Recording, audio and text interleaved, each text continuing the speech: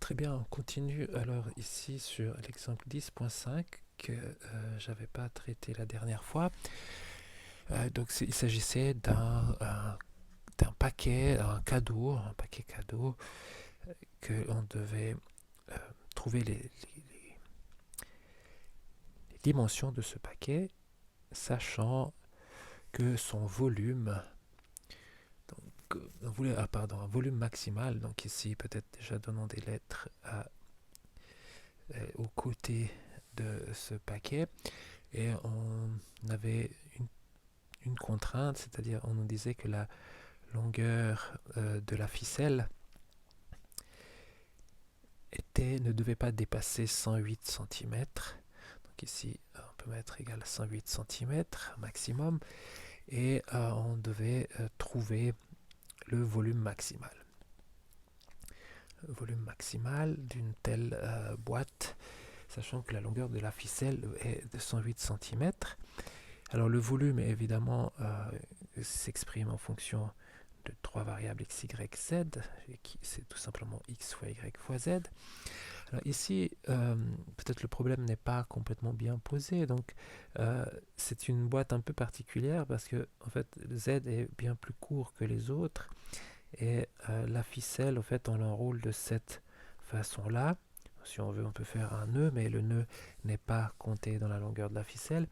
Et donc, si on veut trouver la longueur de la ficelle par rapport aux trois variables x, y, z, donc sans le nœud, encore une fois, eh bien, on voit que, parce qu'ici on a une boîte un peu aplatie, on voit qu'on passe deux fois sur les côtés x et y, donc on a 2x plus 2y, et puis quatre fois sur le côté z. A priori, si la boîte a les dimensions égales, x, y, z sont égales, on devrait passer le même nombre de fois de chaque côté, mais ici, on fait un paquet un peu spécial. Donc on va juste, pour les besoins de ce calcul en tout cas, prendre la fonction L qui est ici donnée par 2x plus 2y plus 4z, et la fonction volume, elle est claire, c'est x, y, z. Et donc la condition, c'est que cette somme vaut 108, et par conséquent, nous pouvons donc écrire x plus y plus 2z, donc je divise par 2, égale à 54. Ce qui permet d'exprimer en fait 2z comme étant 54 moins x moins y, et encore z comme étant 54 moins x moins y divisé par 2. Cela a pour but d'éliminer une des variables, et du coup on peut écrire le volume maintenant en fonction de deux variables. Donc on peut faire x, y fois z, et z c'est ce nombre-là, donc on peut tout simplement multiplier 54 fois xy moins x carré y moins x y carré, et on divise tout par 2. Puisque le volume c'est xy fois z, et j'ai repris l'expression de z. Voilà donc l'expression que nous devons maximiser. Donc à maximiser. Et puis pour des raisons, pour simplifier le calcul, je peux en fait maximiser deux fois le volume, ça ne changera pas la réponse finale, et c'est plus facile, on a une demi, on peut se passer d'une demi. Donc je vais regarder plutôt la fonction f de xy, qui est juste le numérateur, donc 54 xy moins x carré y moins x y au carré. Donc encore une fois, les techniques sont les mêmes. Pour trouver le maximum d'une telle fonction à deux variables, qu'est-ce que l'on fait? Eh bien, on calcule les dérivées partielles. Donc dérivée partielle par rapport à x, puis par rapport à y. Donc celle par rapport à x, 54y moins 2xy moins y au carré, puis celle par rapport à y est tout aussi immédiate, donc elles sont 54x, puis nous avons moins x au carré, puis moins 2xy. Une fois que nous avons ces deux ces deux expressions, nous les égalons à 0, pour avoir le système qui nous permettra de trouver les points fixes. Alors, continuons donc la résolution de ce système. Première remarque, c'est que on pourra ici, on peut déjà supposer que x est non nul, que y est non nul, sinon on a une boîte qui est, disons, aplatie, on ne peut pas mettre de cadeau dedans. Donc, on peut supposer que x est différent de 0, que y est différent de 0, et donc diviser les expressions respectivement par y et par x.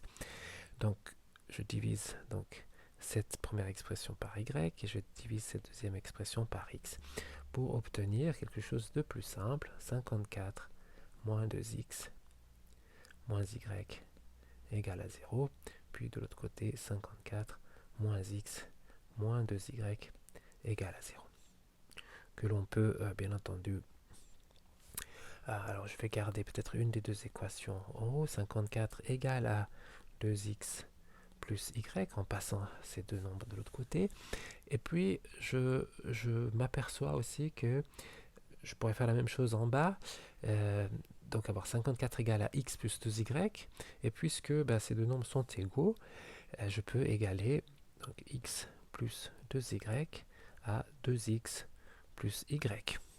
Tout simplement parce que ce nombre-là, j'ai aussi 54 égale à x plus 2y. Donc les deux expressions sont égales à 54, donc elles sont égales entre elles. Une fois que donc cette observation permet, donc je réécris la première équation, la deuxième équation permet assez rapidement, je peux passer tous les x d'un côté et tous les y de l'autre pour obtenir donc x moins y égale à 0, ce qui est une bonne nouvelle puisque cela nous donne x égale à y, et je peux donc remplacer dans l'expression du haut pour obtenir 54 égale à 3y. Donc j'ai comme solution y égale à 54 sur 3, donc 18, puis x égale à 18. Et pour bien sûr avoir les dimensions de la boîte en entier, on peut aussi calculer z. Z se calcule comme 54 moins x moins y sur 2. Donc on trouve z égale à 9. On a donc les dimensions de la boîte qui sont 18, 18 et 9. Mais en fait, le point critique qui nous intéresse, c'est le point qui a pour coordonnées 18 et 18.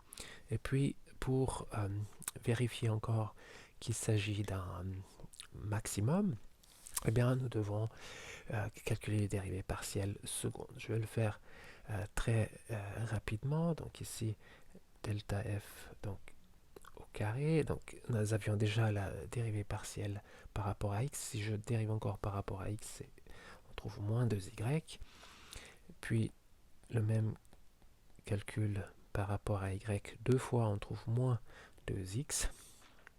Et encore la dérivée partielle mixte ou mélangée, où ici on trouve 54 moins 2x moins 2y. Donc je vous rappelle que ceci va me donner le A, ceci va me donner le C, et cela va me donner le B dans le calcul de test de la dérivée seconde. Donc je vais mettre les nombres comme cela dans un tableau, donc en remplaçant par, bien sûr, x égale à 18, y égale à 18 également. Donc on fait les calculs, on trouve moins 36, moins 18, moins 18 et moins 36. Donc nous avons deux choses à observer. La première, c'est le A. Alors le A, ici, le A est négatif. Puis nous devons encore calculer ce fameux nombre delta qui, comment se calcule-t-il? Eh bien, c'est en faisant AC moins B carré. Et ici, alors, on trouve 36 au carré, moins 18 au carré. Donc, c'est un nombre positif, pas besoin de calculatrice. Et donc, qu'est-ce qu'on a? On a un nombre positif, delta est positif, et le A est négatif. C'est après le test de la dérivée seconde. Nous avons bel et bien un maximum local. Voilà, ce sera tout pour l'exemple 10.5. Merci pour votre attention.